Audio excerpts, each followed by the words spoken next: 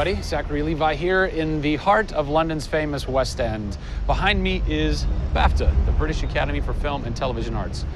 Why are we here? Excellent question. For starters, Tomb Raider, the series, has garnered a lot of love and accolade from BAFTA over the years. Some of the key players on Crystal's dev team are BAFTA LA members. And to top it all off, legendary video game composer Jason Graves is a BAFTA winner. We're going to catch up with him in just a bit, but first, a little trip to Raleigh, North Carolina, where we go behind the scenes at Jason's recording studio. These are the final hours of Tomb Raider.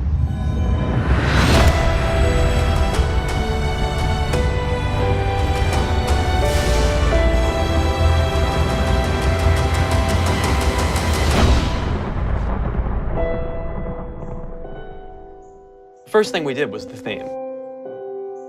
There have been many composers in the games or the films, but they've always used the original theme. They said, we want to start with a clean slate, a new theme. I did it on piano, very simple. I was really scared just to send it because I'm like, I don't know, I think this really works, I think I like it.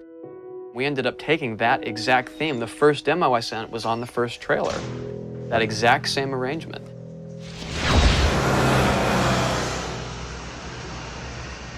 So, Jason, currently you're working on this reimagining of Tomb Raider. When you're taking on a new project, what are the things that attract you to that project? The heritage of a particular game, I think obviously. And don't even get me started on Tomb Raider. I literally almost drove off the road. I was on the phone with the audio director. Like, oh, stoplight! And I had to pull over a little bit to not hit the car behind me. What I loved about Tomb Raider, what really drew me to the project was they had no pre-existing conditions. Because they wanted to get out of what it used to be. They wanted something new, they wanted something fresh. Jason's done hundreds of games at this point. He was an easy choice for us to go with on paper because he has such great experience. I listened through a lot of different material from a lot of different composers. I was really taken by how well he did the intimate stuff. The textures and the real, intimate and vulnerable bits that we needed to highlight in the game were a great match for us. What is square one for you when you start wrapping your head around and going, this is where I feel like this world is going to exist? Main theme, call me old-fashioned. Then it was a matter of finding out what kind of percussion would work. And always going back to the melody and the theme, because that's kind of the heart of the game. The most signature thing that we need to get right is Lara's theme. One of our big goals was that it can be used in any emotional context. What does it sound like? High action.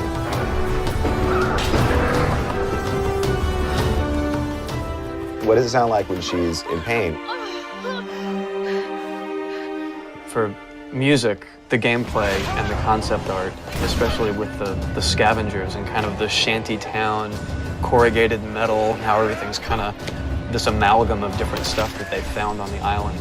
Like, that's what I want the music to sound like. The bad guys are playing the music now. Alex said something like, it'd be really cool to have something, chains on a metal board or like you're banging a metal fence. 2 weeks later, Jason calls me up and he's like, so this guy who's like this sculptor who lives right around the corner from me, I was talking to him about the idea of creating an instrument.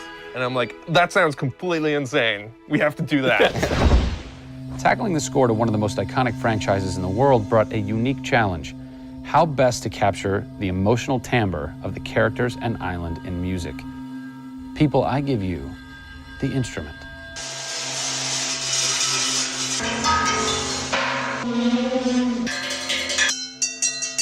The instrument. I was gonna let Matt determine the aesthetics. I was really only concerned about the sounds that the sculpture was gonna make. Matt built this, which looks pretty much exactly like Laura's original homemade bow in the game. There's different timbres based on different materials, metal, glass. It's a direct line from the plot, the characters, the story, the environment, straight to the sculpture. We always wanted the island to have that character in itself. Creating an instrument gave it this unique identity. It's got a voice. Yeah. The very beginning of the game is nothing but the instrument.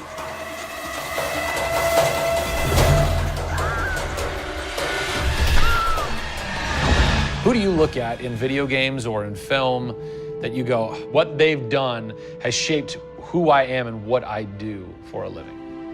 They're all dead, unfortunately. What? Yeah, I know. It's classical composers.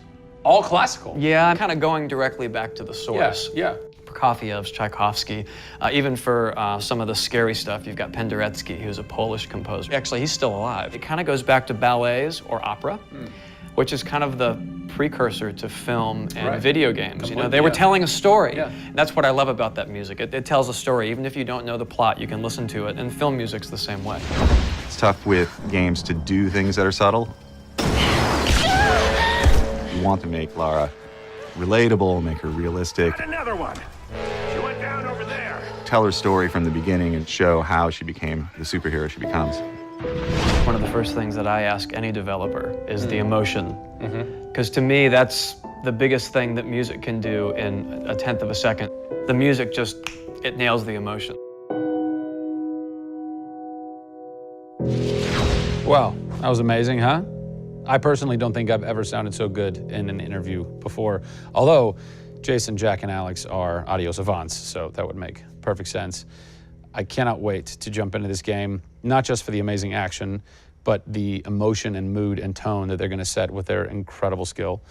Tune in next time for a special secret announcement that is going to change the way you play Tomb Raider forever. See you soon.